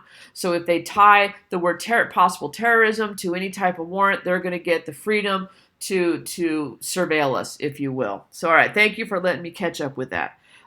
Kimberly, do you think if you did good on my exams, you'll do good on the AP exam? Absolutely. I think you guys are all going to do good on the AP exam. Honestly, I think you're comfortable with the format. I think you're comfortable with the multiple choice and how they're set up. I think we wrote a lot in class. You guys wrote essays for me, so I think you're going to do great. Honestly, I don't think there's no reason why anybody should go into this test nervous. As long as you've reviewed the material and you've participated in class and done everything, I think you're going to be just fine. So yes, absolutely. I think you guys are going to do fantastic. I have no doubt about it. All right. Let's see. The Camp David Accords. Yeah, absolutely. I can talk about that. That's going to be during the presidency of Jimmy Carter. And basically what he's going to do is he's going to bring together Israel, Mohattan Begin, and Anwar Sadat from Egypt, and he's going to help negotiate a peace between the two countries. And he's actually going to win a Nobel Peace Prize for that. Ever since Israel was created in 1948, there was conflict between Israel and Egypt and other Middle Eastern countries. And what we're going to see is basically this negotiation is kind of a step towards peace in the Middle East. Do we get it completely? Absolutely not. But it's a huge step to get Israel and Egypt to agree to this. So that's what the Camp David Accords are going to be all about. How do you extend the argument in the LEQ or the DBQ? Justine, this is probably the hardest thing to do. They actually call that the unicorn point at the reading because it's so rare that you see it. There's several ways you can do it. One that I like is synthesis, where you compare the time period. We call it same in kind, but different in time. So, for instance, if you're talking about the election of 1912, where you had Teddy Roosevelt, Woodrow Wilson, and Taft running, and Teddy Roosevelt is actually going to split the Republican ticket with Taft, allowing Wilson to win. That's a third-party candidate coming in. An example of synthesis would be to compare that to the election of 1992, when you had George H.W. Bush running against Clinton, and H. Ross Perot comes in as a third-party candidate and splits that Republican ticket. So synthesis is something similar that happened in a different time period, but they're very similar to one another. I mean, similar in kind, but different in time. The one thing I caution, and my students did it over and over again, just tell me what's similar between the two time periods. Don't tell me what's different, because that kind of defeats the whole purpose. So don't say, the election of 1912 is similar to the election of 1902, but they were different because this happened. Just tell me why they're similar. That's one way you can extend the argument. Another way you can extend the argument is through a consistent writing style throughout your essay, where you're doing the complete historical thinking skill. So, for instance, if it's a causation, you're doing causes and effects throughout the entire essay, or changes and continuities throughout the entire essays, or similarities and differences throughout the entire essay. It's not just like one paragraph, here you go, I've been talking similarities, now here's a paragraph on differences. It's a flow that's felt throughout the entire essay. And so those are the two ways you can try to earn that 7 point or that 6 point. I'm going to be honest, they are difficult points to earn. And it's one of those things. I mean, if you also, another way, if you present an alternative point of view, if you've gone through this entire essay writing about, this is one point of view, and then you maybe dedicate an entire paragraph saying, however, there is a contrarian point of view that says this, and this is the evidence that backs that up. That's another option you have to try to get that extension of the argument. Okay. Let's see. Is there a limit to how far in history we can pull outside context from if they're related? Jonathan, if you're talking about synthesis, no, there's no limit. I mean, you can go 100 years apart. But if you're talking about like outside evidence, like you need to bring in outside evidence into your DBQ, it has to come from the same time period that you're in. You can't like write an essay that covers from the years 1900 to 1945 and then pull in outside evidence from 1950. It has to come from within the time period, okay? Desiree, major conferences, Potsdam, Tehran, and their cause and effects. The two conferences I would recommend is Yalta and Potsdam. Yalta is going to be the meeting between FDR, Stalin, and Churchill, and that's where they're going to discuss the unconditional surrender of Germany. That's when Germany is basically almost done. So they're going to discuss the end of the war. They're also going to discuss the fact that the United States is still counting on the Soviets to help us fight in the war in the Pacific. So the Yalta is very important. Potsdam, on the other hand, that's when we're now out of Europe and we're going into the war in the Pacific. And what you're going to see at both of these is you're going to see Stalin pushing for satellite countries. He wants control of different countries. We want Stalin to promise his help in the Pacific, so we kind of give him some leeway and stuff like that. But it's at Potsdam that Truman finds out that we have the atomic bomb, and he decides to use it over Hiroshima and Nagasaki. So make sure you know those two. Causation. Caitlin, are you referring to causation like a cause and effect type essay? Because if that's what you're referring to, causation, basically you're given a prompt and it's asking about, something that happened, an event and everything, and you're going to talk about the causes of that effect, what led to that event happening, and then what were the effects? How did that turn out? So if you're doing a causation essay on, say, the American Revolution, you could use you would talk about the Great Britain and their taxation policy. You would talk about the end of salutary neglect. You would talk about the Proclamation Line of 1763, and then the effects of that would be the boycotts, the protests, the Declaration of Independence, the United States going to war against Great Britain and stuff like that. So that's what causation is. Changes in continuities over time. Again, that's a CCOT, is what I call it. Those essays. That's a historical thinking skill. A lot of times they'll talk about what was the extent of change of the economy of America during the Great Depression. And what you're going to talk about is, the economy, how it changed during the Great Depression, and then how it stayed the same during the Great Depression. So changes, things that, that change because of something, and the continuities, things that stayed the same. If you look at, I'm trying to come up with a good example of a change in continuity prompt for you. The good thing with the prompts on the essays that they're going to give you, you can do any type of historical thinking skill you want. If you're good with change and continuity, you can write the essay that way. If you're good with similarities and differences, comparison and contrast, you can do it that way. If you want to do cause and effect, you can do it that way. Because they're kind of worded. They're not going to say write a causation essay or write a CCOT essay. I got my book here. I'm going to see if I got any examples of something I could use for CCOT. Let's see. Look and see if I missed anything. I'm not going to find anything because I want it right now. How am I going to find the essays?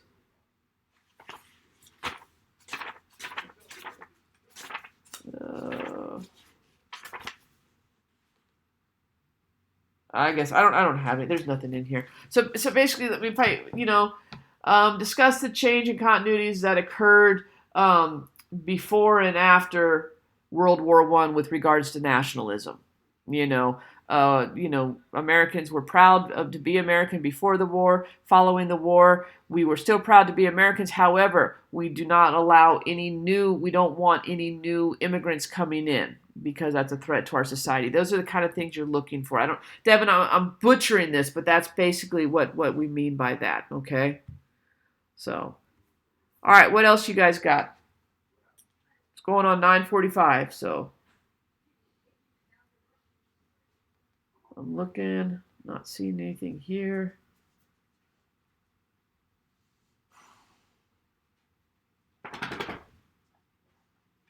Oh, shoot. Oh, Jonathan, I just got your email right now. Sorry, I just saw that. All right. Anything else, guys? Is there anything else I can answer for you?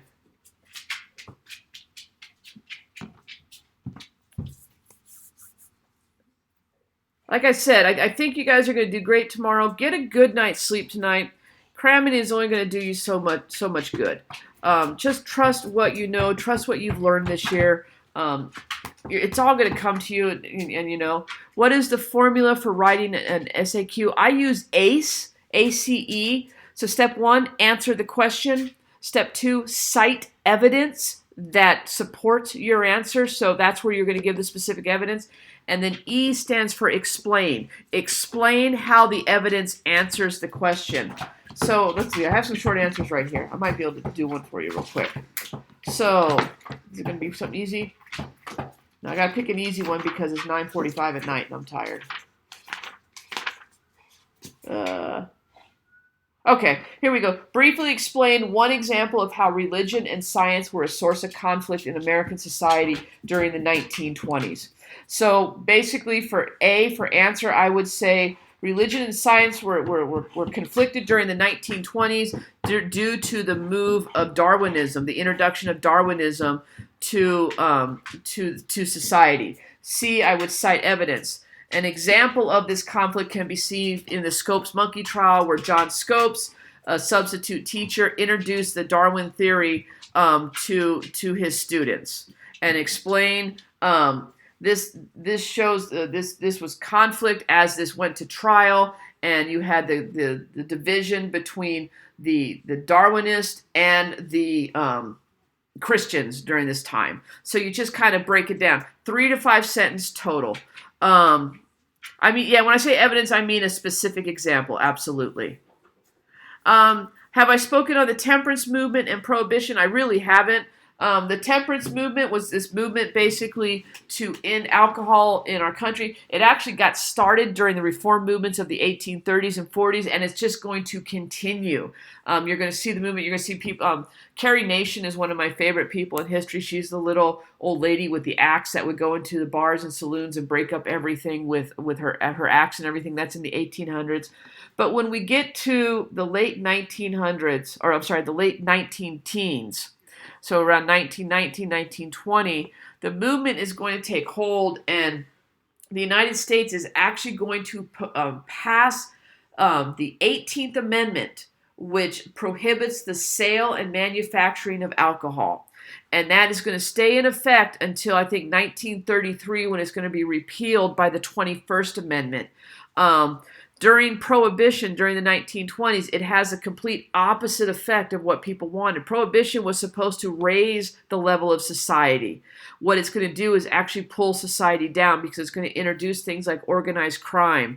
And, the mafia is going to come in, and they're going to get a foothold in America, bootlegging, running illegal alcohol into the country. And we're going to see crime, the rise of crime. And, of course, you're going to have the speakeasies. And we like to think of books like The Great Gatsby and everything, and like it pictures everyone going to the speakeasies and having a great time and everything. Speakeasies were more for the wealthy and the elite and everything. But what you had, the common people, moonshine is a great example, or bathtub gin. They started making their own alcohol and everything, everything. So Prohibition was a complete failure with regards to the United States, and honestly, when FDR is going to, or not just the FDR, but the United States is going to repeal Prohibition with the 21st Amendment, the idea was that could probably help with the depression, because taxation on alcohol is going to play a key role. So that's kind of during that time. Caitlin's asking about contextualization. Contextualization is what you basically start your essay, or what I would recommend you start your essay with. You could basically sorry, I got a text coming that has nothing to do with this. You you could basically you're setting the stage. You could write contextualization anywhere throughout your essay. I say start your essay with contextualization, and what you're doing is you're setting the stage for your essay. You're taking the time period, but and you're stop sending me those text messages. I'm sorry, guys. You got the time period, and you're telling what's going on around it. So if you're given a time period from 1920 to 1945, you're going to say kind of what's going on just before that time period, during that time period, and right after. So you're kind of giving the reader an overview of what's going on all around it. So if I'm doing an essay from 1920 to 1945, what I'm going to say is that leading into the time period of 1920 to 1945, America is just coming out of World War I and entering into a time period of normalcy, where Harding is pushing for a return to normalcy, and the positive vibe of the United States is going to garner throughout the 1920s. However, it will be encapsulated by a depression, an economic depression, which then eventually leads to World War II. I mean, that's horrible, for me to say the way I said it, but basically you're setting the stage, and whatever you write in that contextualization, you can't write about that anyplace else. So don't use any of your evidence that you're going to use in your essay. Just talk about, the big picture ideas. What I use in my class is I use that Star Wars scroll. At the beginning of every Star Wars movie, they tell you kind of what's going on. So you have an understanding going into the movie, kind of the outside story. That's what you're doing with contextualization. And I always say give a before the time period, during the time period, and after the time period. I would say 5 to 7 sentences, no more than that. Okay? Hopefully that answers it. So,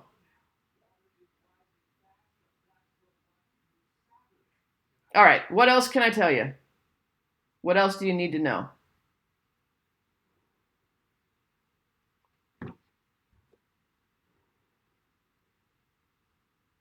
Okay, are we about running out of time? I'm about running down. I wanted to be done by 10, so I'm getting ready to wrap this up right about now. So unless anybody has any more questions, where should you put your thesis? I always put it in the first paragraph, Devin. It's easier. They'll accept it in the first paragraph or in the last paragraph. The problem you might run into if you wait till the end is you might forget to do it. I actually put it in both paragraphs. Start with it and end with it. That way, if your thesis isn't very strong at the beginning, then it's strong at the end. And it doesn't matter if it's before or after contextualization. I would say whichever you're more comfortable with. I've seen it both ways, and it works both ways. So yeah, absolutely. Before or after, you're good. Tet Offensive, really quickly. The Tet Offensive was a major offensive by the South Vietnamese to hit a whole lot of different North Vietnamese areas. Basically, it's going to happen on the holiday of Tet, which was the Vietnamese New Year. It's going to be a successful military campaign for South Vietnam. But again, what the Tet Offensive shows us is that we are not winning this war. It's not going as well as planned. So that's why Tet is so important, Cam. Anything else? All right. I'm gonna see if I can get him over here. Come here, you. Can you get up here? Can you get up here? Come here. I'm trying to get my dog up. He brings good luck to everybody. Come here. Come here. All right. I'm gonna force him. You see? Come on, buddy. All right. For those of you who don't know, this is Flynn, and Flynn is the good luck A-push dog. I'm going to try to bring him to school tomorrow. Remember, if there's even a slight hint of rain, I'm going to leave him here at home. Take the ball out of his mouth. He looks silly with the ball. But anyway, if I can, I'll bring him tomorrow. He'll bring you good luck. But even if he's not there, he's sending out good luck via YouTube right now. So Hope you guys have a great evening. I hope we've got some stuff done tonight. I think you guys are going to do fantastic tomorrow. The fact that you sat here and watched this tells me that you're serious about this test, and I have absolute faith in all of you guys. You're going to do a fantastic job. So you guys get a good night's sleep. Remember, you have to be on campus no matter where you're taking this test. You've got to be on campus by 7:45 in your seat. The test starts at 8, and if you're not there when they start, they will start without you, and you can't make it up. So get there early, be on time, okay? I mean, early is on time is late. So get there and just get her done. In game, we're gonna wrap this up and we're gonna knock it out of the park. All right? It was absolutely my pleasure. You guys have a great night, and we'll see you tomorrow. Bye bye.